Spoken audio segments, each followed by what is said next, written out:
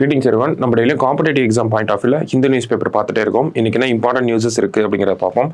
So முதல்ல பார்த்தோம்னா நமக்கு ஒரு ஸ்பேஸ் லான்ச் முக்கியமான விஷயம் எக்ஸாம் பாயிண்ட் ஆஃப் வியூல science and technology point of வியூலலாம் நமக்கு முக்கியமான ஒரு விஷயம் என்ன அப்படின்னு பார்த்தோம்னா start up Agnikul launches world's first rocket with fully 3D printed engine அப்படின்னு சொல்லி கொடுத்துருக்காங்க. ஸோ என்னென்ன விஷயங்கள் இதில் நம்ம தெரிஞ்சுக்கணும் அப்படின்னா ஃபர்ஸ்ட் இந்த நிறுவனத்தோட பேர் ஓகேங்களா. ஸோ ஐஐடி மெட்ராஸ் இருக்கு இல்லையா, ஐஐடி மெட்ராஸோட கேம்பஸ்ல இருந்து இயங்கக்கூடிய ஒரு நிறுவனம் தான் இவங்க. இவங்களோட பேர் என்னன்னா அக்னிகுல் காஸ்மோஸ் அப்படின்னு சொல்றாங்க ஓகேவா. ஸோ அக்னிகுல் காஸ்மோஸ் அப்படிங்கிறது தான் இந்த நிறுவனத்தோடைய பேர் ஓகேவா. ஸோ இவங்க என்ன பண்ணியிருக்காங்க அப்படின்னு பார்த்தோம்னா நமக்கு 3D பிரிண்டட் இன்ஜின்ல ஒரு ராக்கெட் வந்து அனுப்பியிருக்காங்க ஸ்ரீஹரிகோட்டால இருந்து நேத்து ஓகேவா. ஸோ என்ன அப்படின்னு பார்த்தோம்னா ஃபர்ஸ்ட் அந்த ராக்கெட் பேர் என்னன்னா அக்னிகுல் சார்ட்டட் அப்படின்னு சொல்லி சொல்றாங்க ஓகேவா. அக்னிகுல் சார்ட்டட் அப்படிங்கிறது இந்த ராக்கெட்டோடைய பேர். அடுத்தது இதுல யூஸ் பண்ணிருக்க இன்ஜினோட பேர் என்ன அப்படின்னு பார்த்தோம்னா அக்னிபான் அப்படின்னு சொல்லி சொல்றாங்க ஓகேவா. அக்னிபான் அப்படிங்கிறது தான் இதுல யூஸ் பண்ணிருக்கக்கூடிய இன்ஜின். இது வந்து பார்த்தோம்னா நமக்கு ஒரு 3D பிரிண்டட் இன்ஜினா இருக்கு ஓகேங்களா. ஸோ வேர்ல்டுலே ஃபர்ஸ்ட் டைமா சிங்கிள் பீஸ்ல 3Dல பிரிண்ட் பண்ணக்கூடிய இன்ஜின் அப்படின்னா அது இந்த அக்னிபான் தான். World's first single piece 3D printed engine அப்படின்னு சொல்லி சொல்றாங்க. எதுனா இந்த அக்னிபானை சொல்றாங்க. ஸோ எங்கிருந்து லான்ச் பண்ணியிருக்காங்க அப்படின்னு பார்த்தோம்னா லான்ச் பேட் வந்து ஸ்ரீஹரிகோட்டா நம்ம பார்த்தோம். ஸ்ரீஹரிகோட்டால எங்க அப்படின்னு பார்த்தோம்னா நமக்கு இந்த நிறுவனம் இவங்க தனியார் launch bad private launch bad அப்படிங்கறத ஒன்று வச்சிருக்காங்க. ஸோ அதனுடைய பேர் என்ன அப்படின்னு பார்த்தோம்னா நமக்கு தனுஷ் அப்படின்னு சொல்றாங்க ஓகேவா. ஸோ இவங்களோட லான்ச் பேட் ஓகேவா வேர்ல்டு இந்தியாவிலே ஃபர்ஸ்ட் பிரைவேட் லான்ச் பேட் இந்த அக்னிகுல் காஸ்மோஸோட தான் ஓகேங்களா. ஸோ அவங்க எங்க வச்சிருக்காங்க அப்படின்னா ஸ்ரீஹரிகோட்டால. அதனுடைய பேர் வந்து தனுஷ். அந்த தனுஷ் அப்படிங்கிற லான்ச் பேட்ல இருந்து அக்னிகுல் காஸ்மோஸ் அப்படிங்கிற நிறுவனம் அக்னிகுல் சார்ட்டட் அப்படிங்கிற இந்த ராக்கெட்டை அக்னிபான் 3D பிரிண்டட் இன்ஜின் மூலயமா நமக்கு லான்ச் பண்ணியிருக்காங்க நேற்று ஓகேவா. ஸோ இதனுடைய முக்கியமான வேற என்ன சிறப்பம்சங்கள் இருக்கு அப்படின்னு பார்த்தோம்னா இது அரௌண்ட் 300 கிலோ வரைக்கும் எடையை தாங்கிட்டு போகக்கூடிய ஓகேங்களா. பேலோட்ஸ் 300 கிலோ பேலோட்ஸ் வரைக்கும் எடுத்துட்டு போகும். அண்ட் தென் எவ்வளோ ஹைட் ரீச் ஆகும் அப்படின்னு பார்த்தோம்னா ஒரு 700 கிலோமீட்டர் வரைக்கும் ரீச் ஆகும் அப்படிங்கிறத சொல்லியிருக்காங்க ஓகேவா. ஸோ இது நமக்கு தினமணி பேப்பர்ல அது ரெண்டும் கொடுத்துருந்தாங்க. ஸோ மற்றபடி பார்த்தோம்னா நம்ம சொன்ன விஷயங்கள் தான் இந்த இடத்துல கொடுத்துருப்பாங்க. Agnibaan sub orbital technology demonstrated, அதுதான் அக்னிகுல் சார்ட்டட்னு சொல்லியிருந்தேன். அக்னிபான் சார்ட்டட் அப்படிங்கிறது தான் ராக்கெட் பேர் ஓகேவா. ஸோ எங்க அப்படின்னு பார்த்தோம்னா 3D பிரிண்டட் இன்ஜின் எங்கிருந்து லான்ச் ஆயிருக்குன்னா ஸ்ரீஹரிகோட்டால. அந்த லான்ச் பேட் வந்து தனுஷ் அப்படின்னு சொல்லி சொல்றாங்க ஓகேவா. ஸோ இந்த இன்ஜினை பொறுத்த வரைக்கும் ரெண்டு முக்கியமான விஷயங்கள். ஒன்று அந்த இன்ஜின் பேர் வந்து நம்ம அக்னிபான் அப்படின்னு சொல்றோம், அது வந்து 3D பிரிண்டட் இன்ஜினா இருக்கு. அதே மாதிரி இந்தியாவில் செமி கிரையோஜெனிக் லிக்விட் அப்படிங்கிற அந்த ஃபியூயலை யூஸ் பண்ணி லான்ச் பண்ணப்பட்ட முதல் இன்ஜினும் அதுதான் ஓகேங்களா. செமி கிரையோஜெனிக் லிக்விட் திரவ இன்ஜின் அப்படின்னு சொல்லி சொல்லுவாங்க ஓகேவா. India's first semi cryogenic engine powered rocket launch அப்படின்னு சொல்லியிருக்காங்க. அதே மாதிரி world's single piece 3D printed engine ஓகேவா. ஸோ இந்த ஹைலைட் பண்ணியிருக்க எல்லா பாயிண்ட்டும் நமக்கு எக்ஸாம் பாயிண்ட் ஆஃப் வியூல இம்பார்ட்டன்ட். ப்ரிலிம்ஸ் பாயிண்ட் ஆஃப் வியூல நமக்கு 4 ஸ்டேட்மெண்ட்டாக கொடுத்து கேட்கலாம். மெயின்ஸ் பாயிண்ட் ஆஃப் வியூல இதை பற்றி நம்மளை எழுத சொல்லலாம். ஒரு 6 மார்க் இப்போ 6 மார்க் அந்த மாதிரிலாம் எழுத சொல்லலாம் சரிங்களா. ஸோ நல்லா நோட் பண்ணி வச்சுக்கோங்க, முக்கியமான விஷயம் ஓகேவா. ஸோ இந்தியாவோட ஃபர்ஸ்ட் பிரைவேட் லான்ச் அப்படின்னு பார்த்தோம்னா அது பேர் வந்து விக்ரம் எஸ் அப்படின்னு சொல்லுவாங்க ஓகேவா. ஸோ அது நமக்கு 2022 பண்ணியிருப்பாங்க. விக்ரம் எஸ் அப்படிங்கிறதா நமக்கு இந்தியாவோட ஃபர்ஸ்ட் பிரைவேட் லான்ச்சாக இருந்திருக்கும் ஓகேவா. சரி அடுத்தது பார்ப்போம். ஸோ அடுத்த செய்தியில் பார்க்குறப்போ இந்த இடத்துல நகட்ஸ் ஆஃப் ஹிஸ்ட்ரின்னு சொல்லி ஃப்ரைடே நியூஸ் பேப்பர் அப்படின்னா தமிழ்நாடு ரிலேட்டடாக ஏதாவது முக்கியமான விஷயங்கள் வந்தால் சொல்லியிருப்பாங்க ஓகேவா. ஸோ அந்த வகையில் இங்கே என்ன கொடுத்துருக்காங்க அப்படின்னா காவேரி பூம்பட்டினம் அப்படிங்கிற அந்த பகுதியை பற்றி கொடுத்துருக்காங்க. ஸோ காவேரி பூம்பட்டினம் அப்படிங்கிறது ஒரு பெரிய கடல் அலையால் மூழ்கடிக்கப்பட்டுச்சு அப்படிங்கிற செய்திகளை நம்ம கேள்விப்பட்டிருப்போம். ஸோ அதை நம்ம என்னென்னு ரெஃபர் பண்ணுறோம்னா சுனாமின்னு சொல்கிறோம். ஸோ மணிமேகலையில் இதை பற்றின செய்திகள் இருக்குது அப்படிங்கிறத இந்த இடத்துல கொடுத்துருக்காங்க ஓகேவா. ஸோ அதை ஒரு ரெஃபரன்ஸ் கொடுத்துருக்காங்க. ஸோ காவேரி பூம்பட்டினம் பற்றின குறிப்புகள் எங்கே காணப்படுது அப்படின்னு ஆப்ஷன்ஸில் மணிமேகலை இருந்துச்சு அப்படின்னா அதுதான் சரியான ஆன்சரா இருக்கும் ஓகேவா. சோ அடுத்தது பார்த்தோம்னா நமக்கு women in the unsung hero of women's cause in Tamil literary field அப்படின்னு சொல்லி ஒரு தமிழ் பர்சனாலிட்டியை பற்றி தான் கொடுத்துருப்பாங்க.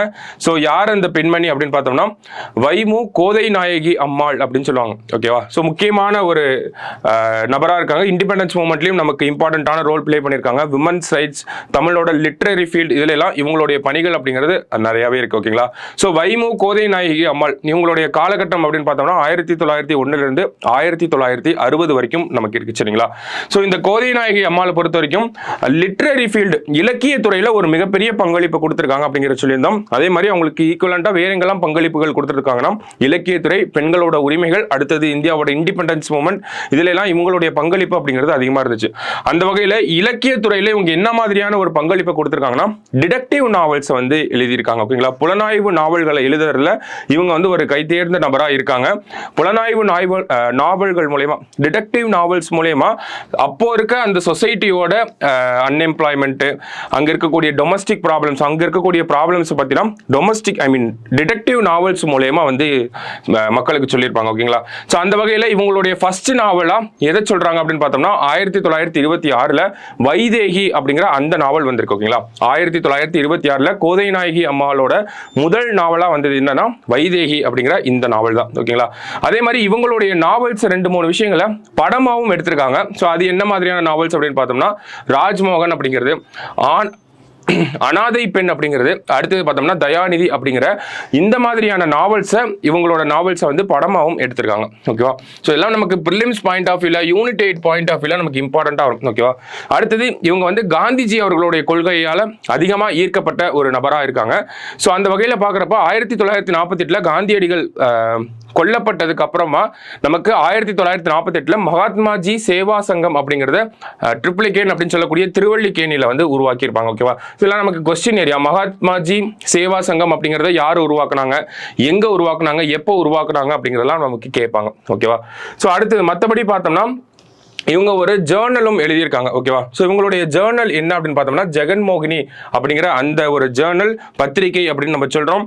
எப்போல இருந்து இருக்கு அப்படின்னு பார்த்தோம்னா 1925 இவங்க அந்த ஜெகன்மோகினி அப்படிங்கிற ஜேர்னலை நடத்திட்டு வந்திருக்காங்க. மற்றபடி அந்த ஜெகன்மோகினி அப்படிங்கிற ஜேர்னல்ல என்ன மாதிரியான விஷயங்களை பத்திலாம் பேசியிருக்காங்கன்னா சொத்துரிமை, பெண்களுக்கான சொத்துரிமை, ஸ்ரீதனா அப்படின்னு சொல்லக்கூடிய அந்த தேவதாசி முறைகளை பத்தி பேசியிருக்காங்க. திருமண சீர்திருத்தங்கள், விதோ ரீமேரேஜ், மறுமணம், அதெல்லாம் வந்து பேசியிருக்காங்க. ஓகேவா? ஸோ இந்த மாதிரி கொஞ்சம் முக்கியமான நமக்கு எக்ஸாம் பாயிண்ட் ஆஃப் வியூல இருக்கிறத மட்டும் நம்ம ஹைலைட் பண்ணி வச்சிருக்கோம். அவங்களோட லைஃப் ஸ்டோரி தான் இந்த இடத்துல வந்து கொடுத்துருந்தாங்க. ஓகேவா? ஸோ அவங்களுக்கு 5.5 வயசுலேயே கல்யாணம் ஆயிருக்கும். அடுத்தது அவங்க கல்யாணம் ஆகிட்டு போனதுக்கு அப்புறம் தான் நிறைய படிச்சு இவ்வளவு பெரிய எழுத்தாளராக வந்திருப்பாங்க. அடுத்தது காந்திஜி அவர்களால் ஈர்க்கப்பட்டு அதற்கான சேவைகளையும் வந்து பண்ணியிருப்பாங்க. காந்திஜி இறந்ததுக்கு அப்புறமா என்ன பண்ணாங்க, அண்ட் தென் கடைசி அவங்களோட இறுதி காலகட்டம் அப்படிங்கிறது எப்படி இருந்துச்சு, அந்த மாதிரியான தகவல்களும் நமக்கு இருந்துச்சு உள்ள. பட் ஸ்டில் நமக்கு எக்ஸாம் பாயிண்ட் ஆஃப் வியூல தேவையான விஷயங்களை மட்டும் நம்ம பார்க்குறோம். ஓகேங்களா? டிடெக்டிவ் நாவல் எழுதக்கூடிய ஒரு ஆளாக இருக்காங்க. முதல் நாவலா வைதேகி அப்படிங்கிறது 1926 வருது. தயாநிதி, ராஜ்மோகன், அனாதை பெண் போன்ற இவங்களுடைய நாவல்கள் எல்லாமே படங்களாக வெளியே வந்திருக்கு நமக்கு. அதே மாதிரி பார்த்தோம்னா இவங்க வந்து 1925 ஜெகன்மோகினி அப்படிங்கிற ஒரு பத்திரிகையும் நடத்திட்டு வந்திருக்காங்க. 1948 திருவள்ளிக்கேணியில என்ன பண்ணியிருக்காங்கன்னா மகாத்மாஜி சேவா சங்கம் அப்படிங்கிற ஒரு சங்கத்தையும் நிறுவி இருக்காங்க காந்திஜி கொல்லப்பட்டதுக்கு அப்புறமா. சரியா? ஸோ இதெல்லாம் நமக்கு எக்ஸாம் பாயிண்ட் ஆஃப் வியூல தேவைப்படக்கூடிய விஷயங்கள். ஸோ நோட் பண்ணி வச்சுக்கோங்க. அடுத்ததா பார்த்தோம்னா இந்த இடத்துல slope stabilization through soil nailing and hydro seeding to prevent land slips on highways அப்படின்னு சொல்றாங்க. ஓகேவா? ஸோ நம்மளோட ஸ்டேட் ஹைவேஸ் டிபார்ட்மெண்ட், ஓகேங்களா, மாநில நெடுஞ்சாலைத்துறை அப்படின்னு சொல்றோம் இல்லையா, அவங்க ஒரு புதுமையான ஒரு டெக்னிக்கை பண்றாங்க. எதுக்காக அப்படின்னா இந்த லேண்ட் ஸ்லைடு, நிலச்சரிவை வந்து தடுக்கணும் அப்படிங்கிறதுக்காக. ஸோ அந்த டெக்னிக் பேர் என்ன அப்படின்னு பார்த்தோம்னா soil nailing and hydro seeding அப்படின்னு சொல்றாங்க. 2 புதுசான டேர்ம்ஸா இருக்கு. ஓகேவா? Soil nailing and hydro seeding. இந்த சாயில் நெயிலிங் அதுல என்ன பண்ணுவாங்க ஃபர்ஸ்ட் இந்த ஸ்லோப்பை வந்து சமமா பண்ணுவாங்க. ஓகேங்களா? சமன் பண்ணிட்டு என்ன பண்றாங்கன்னா அந்த ரிப்பீட்டட் இன்டர்வல்ஸ்ல ஒரு ஸ்லோப் இப்படி சமம் பண்ணிட்டு அங்கங்க ஓட்டை போட்டு நமக்கு, ஓகேங்களா, ஹோல் போட்டு என்ன பண்றாங்கன்னா அதுக்குள்ள சிமெண்ட் இறக்குறாங்க. ஓகேவா? ஸோ இதனால என்ன ஆகுது அப்படின்னா நமக்கு சிமெண்ட் போட்டோம்னா அந்த இடம் அப்படியே வந்து கெட்டியா பிடிச்சிக்கும் இல்லையா? ஸோ அதை ஃபர்ஸ்ட் ப்ராசஸா பண்றாங்க. அதுதான் சாயில் நெயிலிங் அப்படின்னு சொல்றாங்க. ஸோ இப்படி மேடு பள்ளமா இருக்கிறத ஒரு சமமா செஞ்சுட்டு அதுக்கு மேல என்ன பண்றாங்கன்னா ஓட்டை போட்டு அதுக்குள்ள வந்து நமக்கு சிமெண்ட்டை வச்சு நிரப்புறாங்க. ஓகேவா? So first process. அடுத்து சிமெண்ட்டை வச்சு நிரப்புனதுக்கு அப்புறமா அந்த மேற்பரப்புல அந்த ஸ்லோப்ல என்ன பண்றாங்க அப்படின்னா ஹைட்ரோ சீடிங் பண்றாங்க. ஹைட்ரோ சீடிங்னா ஒன்றும் கிடையாது, நிறைய சீடு, ஃபெர்டிலைசரு, நமக்கு இந்த ஒரு செடி வளர்றதுக்கு தேவையான விஷயங்கள் எல்லாத்தையும் போட்டு மிக்ஸ் பண்ணி அதை அப்படியே தெளிச்சு விடுறது தான் வந்து ஹைட்ரோ சீடிங் அப்படின்னு சொல்லுவாங்க. ஓகேவா, ரஃபா அதை மட்டும் தெரிஞ்சுக்கிட்டா போதும். ஸோ ஹைட்ரோ சீடிங் அப்படிங்கிற விஷயத்தை பண்றாங்க. அதன் மூலியமா அந்த ஸ்லோப் மேல நமக்கு கிரீன் கிராஸ் அப்படிங்கிறது ஒரு நாளடைவில் ஒரு 2 மாசம் 3 மாசத்துல கிராஸ் அப்படிங்கிறது ஃபுல்லா இந்த இடத்துல படர்ந்துரும். ஓகேங்களா. ஸோ அதுக்கப்புறம் என்ன பண்றாங்க அப்படின்னு பார்த்தோம்னா நமக்கு ஒரு ஸ்டீல் ஒயரை வச்சு ஒரு மேட் மாதிரி போடுறாங்க. ஓகேவா. ஸோ ஃபர்ஸ்ட் என்ன பண்றாங்க அப்படின்னா அந்த மேடு பள்ளமா இருக்கிறத வந்து சமமா செய்யறாங்க. அடுத்தது ஓட்டை போட்டு சிமெண்ட் இறக்குறாங்க, அதன் சாயில் நெய்லிங் அப்படின்னு சொல்லி சொல்றோம். அடுத்தது ஹைட்ரோ சீடிங் அப்படிங்கிறது பண்றாங்க. ஸோ விதைகள் எல்லாத்தையும் போட்டு மிக்ஸ் பண்ணி ஃபெர்டிலைசர்லாம் போட்டு மிக்ஸ் பண்ணி அப்படி தெளிச்சு விடுறதன் மூலமா என்ன ஆகுது அப்படின்னா நமக்கு இந்த ஸ்லோப் ஃபுல்லாவே கிரீன் கிராஸா வந்துருது. ஓகேவா. ஸோ கிரீன் கிராஸ் வந்ததுக்கு அப்புறமா நல்ல புல்லா வந்ததுக்கு அப்புறமா கடைசியா என்ன பண்றாங்கன்னா ஒரு ஸ்டீல் ஒயரை வந்து போடுறாங்க. ஓகேங்களா. இந்த ஸ்டீல் ஒயர் இப்படி போடுறதன் மூலமா என்ன ஆகுதுன்னா நமக்கு நிலச்சரிவு அப்படிங்கிறது கம்ப்ளீட்டா ஸ்டாப் பண்ணப்படும் இந்த ஒரு டெக்னிக்கை யூஸ் பண்ணி. ஓகேவா. ஸோ அது ஆல்ரெடி எங்கெல்லாம் இம்ப்ளிமெண்ட் பண்ணியிருக்காங்க அப்படின்னு பார்த்தோம்னா இந்த வால்பாறை, கொல்லிமலை, ஏற்காடு போன்ற மலை பிரதேசங்களில் இந்த மாதிரியான விஷயத்தை பண்ணுறாங்க. ஸோ அதை தமிழ்நாடு ஃபுல்லாக பண்ணணும் அப்படிங்கிறது தான் இந்த ஒரு ப்ராஜெக்ட். ஓகேவா. ஸோ முக்கியமான ஒரு விஷயம், டிசாஸ்டரை பொறுத்த வரைக்கும் இந்த நிலச்சரிவுகள் அப்படிங்கிறத நமக்கு இப்போ சமீபத்தில் பப்புவா நியூ கினியா அப்படிங்கிற நாட்டில் பார்த்தோம். சைக்ளோன் ரிமால் வந்து அட்டாக் பண்ணதுக்கு அப்புறமா மிசோரம்ல ஒரு நிலச்சரிவு ஏற்பட்டுச்சு அப்படிங்கிறதையும் நம்ம பார்த்துருந்தோம்.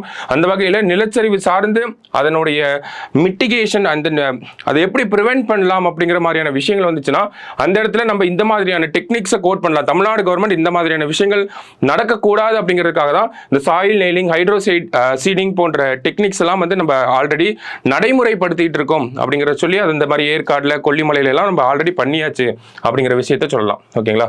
ஸோ இது ஒரு முக்கியமான விஷயமா இருந்துச்சு. சரி, அடுத்தது பார்த்தோம்னா ஸோ இந்த இடத்துல வந்து தெலுங்கானா ரிலேட்டடாக ஒரு நியூஸ் வந்து கொடுத்துருந்தாங்க. என்ன சொல்லியிருக்காங்க அப்படின்னு பார்த்தோம்னா ஜெய ஜெய ஹே தெலுங்கானா இஸ் ஸ்டேட் சாங் அப்படின்னு சொல்லியிருக்காங்க. ஓகேங்களா. அதாவது தெலுங்கானா மாநிலத்துக்குன்னு மாநில பாடல், இப்போ எப்படி நமக்கு நீராறும் கடல் உடுத்த அப்படிங்கிற ஒரு பாடல் இருக்கோ அதே மாதிரி ஜெய ஜெய ஹே தெலுங்கானா அப்படிங்கிறத அந்த மாநில பாடலாக வந்து அங்கீகரிச்சிருக்காங்க. ஓகேங்களா. ஸோ இந்த பாடலை எழுதியது யாரு அப்படின்னு பார்த்தோம்னா நமக்கு அந்தே ஸ்ரீ அப்படின்னு சொல்லக்கூடிய இந்த போயட் தான் வந்து நமக்கு இந்த பாடலை எழுதியிருக்காங்க. இதற்கு வந்து மியூசிக் கம்போஸ் பண்ணது யாருன்னா சமீபத்தில் ஆஸ்கார் அவார்ட் வின் பண்ண MM கீரவாணி அவர்கள் தான் வந்து இதற்கான மியூசிக்கை வந்து கொடுத்துருக்காரு. ஓகேவா. ஸோ இந்த ஒரு விஷயத்த நோட் பண்ணி வச்சுக்கோங்க, கேட்கறதுக்கு வாய்ப்புகள் இருக்கு. ஸோ அடுத்தது பார்த்தோம்னா நமக்கு எடிட்டோரியல் பேஜில் ஒரு முக்கியமான ஆர்டிகல் இருந்துச்சு. எதை பற்றி சொல்ல வராங்க அப்படின்னு பார்த்தோம்னா மாடல் கோட் ஆஃப் கண்டக்டை பற்றி பேச வராங்க. ஓகேவா. ஸோ இவ்வளவும் நம்ம படிக்க தேவையில்லை, இதில் என்ன சொல்றாங்க அப்படிங்கிற ஜஸ்ட் ஒரு அப்ஸ்ட்ராக்டை மட்டும் நம்ம பார்த்துப்போம். So model code of conduct அப்படிங்கிறது என்ன அப்படின்னா நமக்கு இதை வந்து தேர்தல் நடத்தை விதிகள் அப்படின்னு சொல்றோம். ஓகேங்களா. மாடல் கோட் ஆஃப் கண்டக்ட் அப்படின்னா தேர்தல் நடத்தை விதிகள். அதாவது ஒரு தேர்தல் அறிவிக்கப்பட்டதுக்கு அப்புறமா, ஒரு தேர்தல் தேதி அறிவிக்கப்பட்டதுக்கு அப்புறமா அங்க இருக்கக்கூடிய கட்சி மற்றும் அங்க இருக்கக்கூடிய வேட்பாளர்கள் ஒரு ஏரியாவில் ஒரு தமிழ்நாட்டில் தேர்தல் அறிவிக்கப்படுது அப்படின்னா தமிழ்நாட்டுக்குள்ள பிரச்சாரம் பண்ணக்கூட வரக்கூடிய ஆட்கள் என்ன மாதிரியான விஷயங்கள் பண்ணணும். ஓகேங்களா. ஸோ அந்த வேட்பாளர்கள் என்ன மாதிரியான விஷயங்களை பண்ணணும், இதெல்லாம் பண்ணக்கூடாது. அரசியல் கட்சிகள் எப்படி இருக்கணும், இருக்கக்கூடாது, அந்த மாதிரி ஒரு சில வழிமுறைகளை கொடுக்கறதா நமக்கு இந்த மாடல் கோட் ஆஃப் கண்டக்ட். ஓகேங்களா. So election commission of India இந்த ஒரு செட் ஆஃப் கைட்லைன்ஸ் வந்து நமக்கு கொடுக்குறாங்க. ஓகேவா. ஸோ இதை நம்ம என்னன்னு சொல்றோம்னா ஒரு கைட்லைன் அப்படின்னு தான் சொல்றோம். ஓகேங்களா. ஒரு செட் ஆஃப் வழிமுறைகள், தேர்தல் நடத்தை விதிகள் அப்படின்னு சொன்னாலும் விதிகள் அப்படின்னு சொன்னாலும் இது ஒரு நடைமுறையில் ஒரு நடைமுறைகளா மட்டும்தான் இருக்கு. ஓகேவா. So election commission of India தான் கொடுக்குறாங்க. ஸோ எப்போ ஃபர்ஸ்ட் எவால்வ் ஆகுது இந்தியாவில் பார்த்தோம்னா கேரளா தான் 1960களில் வந்து முதல்ல ஒரு செட் ஆஃப் கோட் இந்த மாதிரிலாம் நீங்கள் ஃபாலோ பண்ணணும் அப்படின்னு சொல்லி முதல்ல சொல்றது யாருன்னா கேரளா தான் பண்ணியிருப்பாங்க. அதுக்கப்புறமா 1968, 79, 91, 2013 போன்ற நிறைய ஆண்டுகளில் வந்து இந்த மாடல் கோட் ஆஃப் கண்டக்டை வந்து அந்தந்த காலகட்டத்துக்கு ஏற்ற மாதிரி ரிவைஸ் பண்ணிட்டே இருந்தாங்க. யார் அப்படின்னு பார்த்தோம்னா எலெக்ஷன் கமிஷன் ஆஃப் இந்தியா அடிக்கடி இந்த ஒரு விஷயத்தை ரிவைஸ் பண்ணிட்டே இருப்பாங்க. ஓகேவா. ஸோ இப்போ இதில் என்ன ஒரு கேள்வி அப்படின்னா இந்த மாடல் கோட் ஆஃப் கான்டக்ட் அப்படிங்கிறது நமக்கு லீகல் பேக்கிங் இருக்கா இல்லையா? அதாவது ஒரு தேர்தல் நடத்தை விதிகளை ஒரு கேண்டிடேட் வந்து மீறிட்டாரு, அதை மீறி அதை வயலேட் பண்ற மாதிரி நடந்துக்கிறாரு அப்படின்னா அவர் மேல நம்மளால வழக்கு போட முடியுமா அப்படிங்கிற ஒரு கேள்வி இருக்கு. ஒரு தேர்தல் நடத்தை விதிகள் இருக்கு, அதை ஒரு அரசியல் கட்சி மீறும் வகையில வயலேட் பண்ற வகையில நடந்துக்கிறாங்க அப்படின்னா அவங்க மேல நம்மளால வழக்கு தொடர முடியுமா அப்படிங்கிற ஒரு கேள்வி இருக்கு. ஓகேங்களா? சோ இந்த லீகல் பேக்கிங்னா அதுதான். ஓகேங்களா? வழக்கு தொடர முடியுமா முடியாதா அப்படின்னு கேட்டா எம்சிசி அதாவது மாடல் கோட் ஆஃப் கண்டக்டுக்கு லீகல் பேக்கிங் அப்படிங்கிறது கிடையாது. ஓகேங்களா? முக்கியமான விஷயம், லீகல் பேக்கிங் அப்படிங்கிறது இருக்காரு. ஓகேங்களா? லீகலி நாட் பைண்டிங் அப்படின்னு கூட நம்ம சொல்லலாம். ஓகேவா? லீகல் பேக்கிங் அப்படிங்கிறது இல்ல. ஓகேவா? No legal packing. ஓகே, முக்கியமான விஷயம். சோ இந்த தேர்தல் நடத்தை விதிகளை ஒரு வேட்பாளரோ ஒரு அரசியல் கட்சியோ மீறிட்டாங்க அப்படின்னு சொல்லி இவங்க மேல நம்மளால உயர் நீதிமன்றத்திலேயோ உச்ச நீதிமன்றத்திலேயோ போய் வழக்கு தொடர முடியாது அப்படிங்கிற ஒரு நிலையை நம்ம பார்க்கிறோம். ஓகேங்களா? சோ அப்ப இந்த விதிகள் எதுக்காக, இந்த விதிகள் மீறப்பட்டுச்சுன்னா யார் இவங்க மேல ஒரு நடவடிக்கை எடுப்பாங்க அப்படின்னு பார்த்தோம்னா எலெக்ஷன் கமிஷன் ஆஃப் இந்தியா தான் என்ன பண்ணுவாங்கன்னா இந்த தேர்தல் நடத்தை விதிகளை சொல்றதும் அவங்க தான், அந்த விதிகளை யாராவது மீறிட்டாங்க அப்படின்னா அவங்க மேல நடவடிக்கை எடுக்கிறதும் அவங்க தான். ஓகேவா? சோ அப்ப election commission of India so அவங்க எப்படி பண்றாங்க, இந்த எலெக்ஷன் கமிஷன் ஆஃப் இந்தியா எப்படி பண்றாங்க அப்படின்னா ஒரு வேட்பாளர் தேர்தல் நடத்தை விதிகளை மீறிட்டாரு அப்படிங்கிறப்போ ஒன்னு அவங்களாவே அதை நோட் பண்ணி அவங்க மேல ஒரு ஆக்ஷன் எடுக்கலாம், இல்ல யாராவது சொன்னாங்க அப்படின்னா அந்த கம்ப்ளைண்ட் மேல என்கொயரி வந்து நடத்தலாம். ஓகேங்களா? சோ அப்ப என்ன பண்ணுவாங்கன்னா இப்ப நான் ஒரு வேட்பாளரா இருக்கேன், நான் வந்து இரு சமூகத்துக்குள்ள ஒரு பிரச்சனையை தூண்டும் வகையில ஒரு கருத்தை வந்து சொல்றேன். ஓகேங்களா? அதனால தேர்தல் கமிஷன் என்ன பண்ணுவாங்கன்னா நான் வந்து தேர்தல் நடத்தை விதிகளை மீறிட்டேன் அப்படின்னு சொல்லி எனக்கு ஒரு கடிதம் எழுதுவாங்க. இந்த மாதிரி என்ன பேசுனீங்க, இந்த மாதிரி என்ன ஒரு விளக்கம் என்கிட்ட கேட்பாங்க, எக்ஸ்பிளைன் யுவர் செல்ஃப் அப்படிங்கிறத சொல்லுவாங்க. ஸோ நான் வந்து என்ன சொல்லலாம்னா என்னோட பொசிஷனை எக்ஸ்பிளைன் பண்ணலாம். ஓகேவா? இல்ல நான் பேசுனது தப்பு தான் மன்னிச்சிருங்க அப்படின்னு சொல்லி அப்பாலஜைஸ் பண்ணலாம்.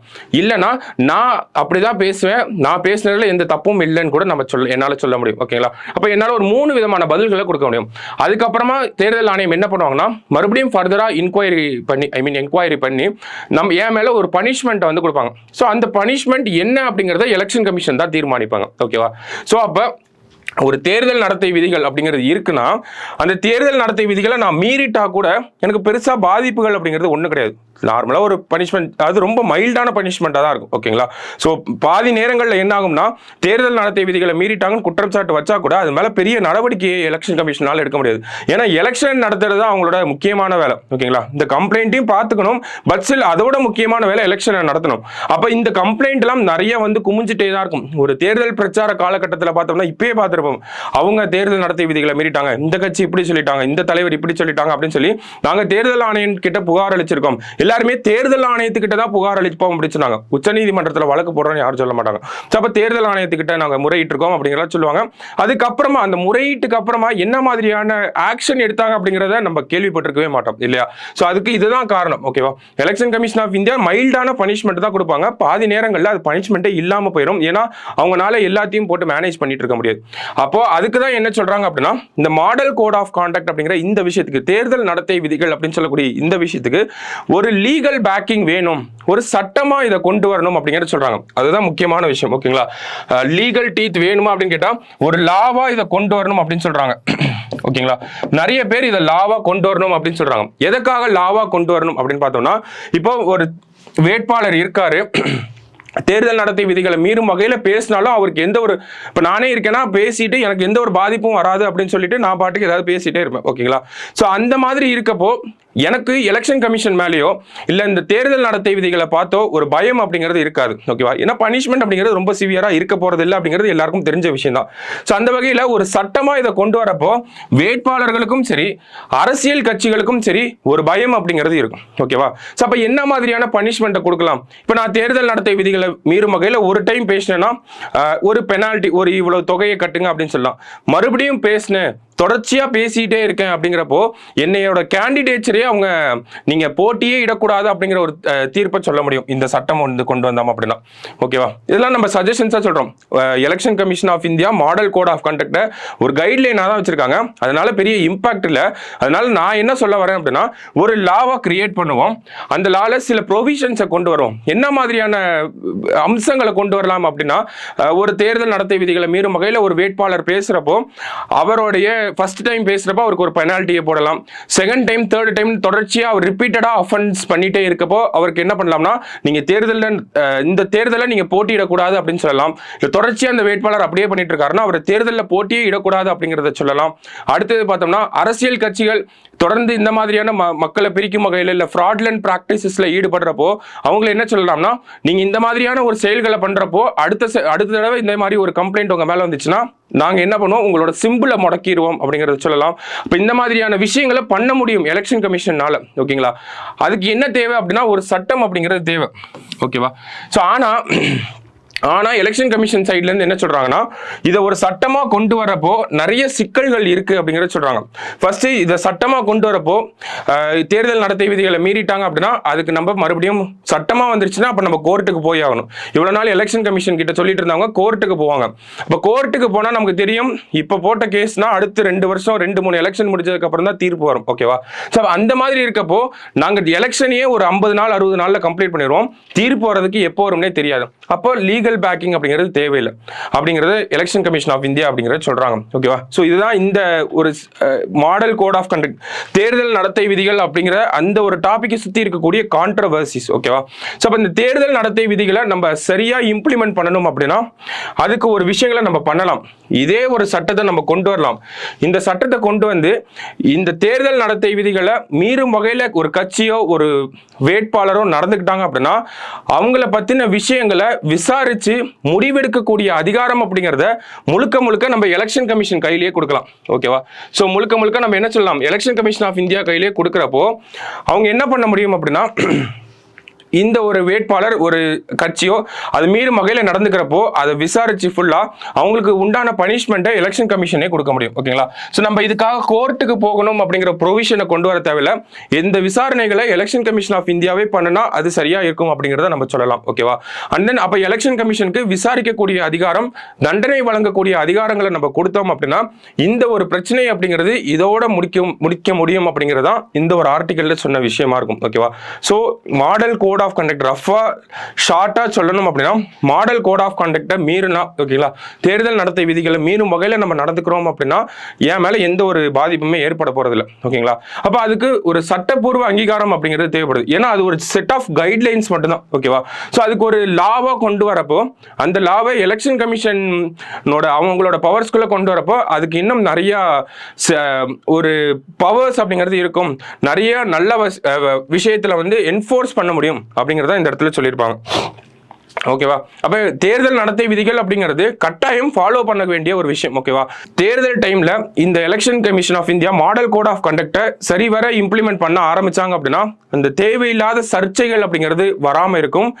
அந்த எலக்டோரல் கேம்பெயின் அப்படிங்கிறது தேர்தல் பிரச்சாரம் அப்படிங்கிறது ரொம்ப சுத்தமான ஒரு நடைமுறை விஷயமாக மாறிடும். ஓகேவா, ஸோ அது ரிலேட் ஆகி இருக்கக்கூடிய விஷயங்கள் தான் மாடல் கோட் ஆஃப் கான்டக்ட் அதை விஷயம் நமக்கு சொல்லியிருக்காங்க. ஓகேவா, ஸோ ஒரு முக்கியமான ஆர்டிகல் நமக்கு மெயின்ஸ் பாயிண்ட் ஆஃப் வியூல யூஸ் ஆகும். ஸோ இந்த ஸ்டோரியை கொஞ்சம் ஞாபகம் வச்சுங்க. ஓகேவா, ஸோ மற்றபடி பார்க்குறப்போ ஸோ இங்கே ஒரு அவார்டு வந்து கொடுத்துருக்காங்க. யாருக்கு அப்படின்னு பார்த்தோம்னா இந்தியன் பீஸ் கீப்பருக்கு ஒரு அவார்டு. ஸோ இவங்க என்ன பண்ணியிருப்பாங்க அப்படின்னு பார்த்தோம்னா ஃபர்ஸ்ட் யாருக்கு அவார்டு கொடுத்துருக்காங்க என்ன அவார்டு அப்படிங்கிறத பார்த்துரும்.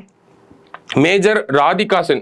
ஓகேவா, அவங்களுக்கு தான் அவார்டு கொடுத்துருக்காங்க. என்ன அவார்டு கொடுத்துருக்காங்க அப்படின்னு பார்த்தோம்னா UN military gender advocate of the year award அப்படிங்கிற ஒரு அவார்டை கொடுத்துருக்காங்க. ஓகேவா, ஸோ இந்த UN military gender advocate of the year award எதுக்காக கொடுத்துருக்காங்கன்னா இவங்க வந்து ஒரு பீஸ் கீப்பிங் மிஷன் ஓகேவா அமைதி காக்கக்கூடிய அந்த ஒரு மிஷன்ல வந்து இருந்திருப்பாங்க. எங்கன்னா காங்கோ அப்படிங்கிற நாட்டில் வந்து இருந்திருப்பாங்க.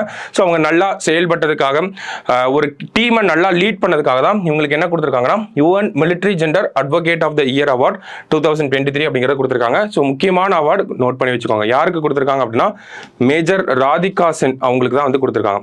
ஓகேவா, ஸோ மற்றபடி பார்க்குறப்போ இந்த நியூஸ் பேப்பர்ல இதெல்லாம் தான் நியூஸஸாக இருந்துச்சு. நமக்கு முக்கியமான நியூஸ்னா இந்த மாடல் கோட் ஆஃப் கான்டக்ட் அப்படிங்கிறது ரொம்ப முக்கியமான நியூஸ். ஓகேவா, ஸோ அதை நல்லா பார்த்து வச்சுக்கோங்க. நம்ம நாளைக்கு நியூஸ் பேப்பரில் மீட் பண்ணலாம். தேங்க்யூ.